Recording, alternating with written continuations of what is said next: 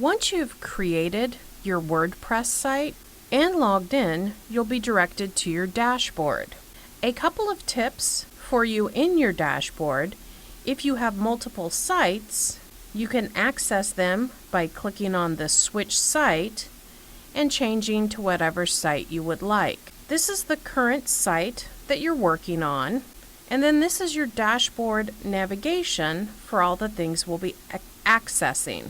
Our very first step is to select a theme and begin personalizing that.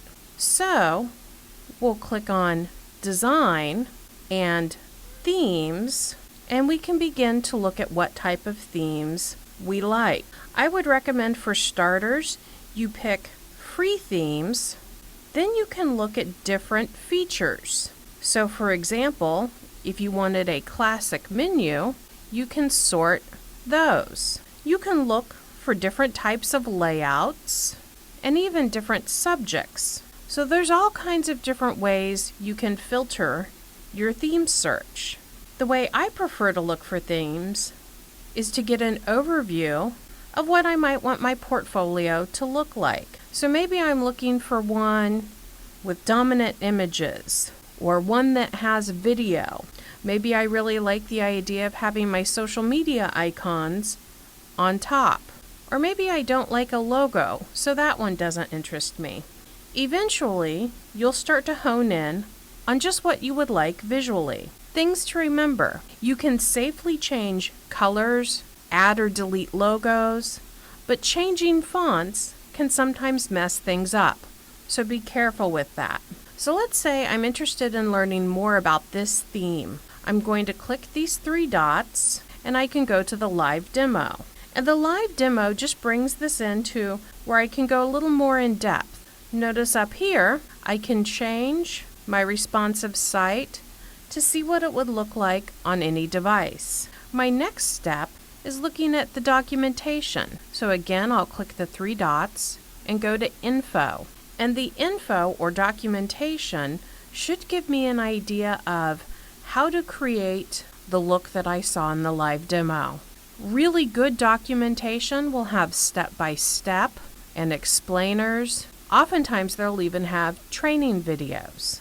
So if I have any questions about how to do something with my theme, those should be answered in my documentation. I can also look at the support link.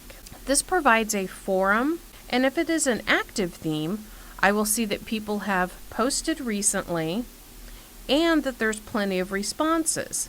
This gives me an idea that if I have a problem on this theme, I can access the forum and get the help I need. A final thing to keep in mind as you're choosing a theme is that nothing is permanent. Whatever theme you pick, you can test it, try it to see if you like it, and then decide to change to a different theme. Best practice is to use a theme for a year, for a few months, then change it.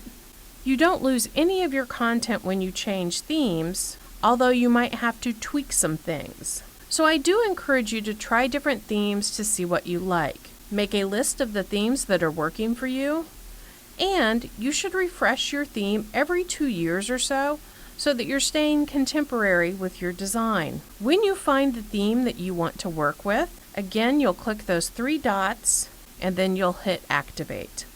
That'll make that theme the active theme that you are working on. And you can see your active theme is listed at the top of your dashboard. I'm going to be working on my current theme, Eden, for all of our lessons.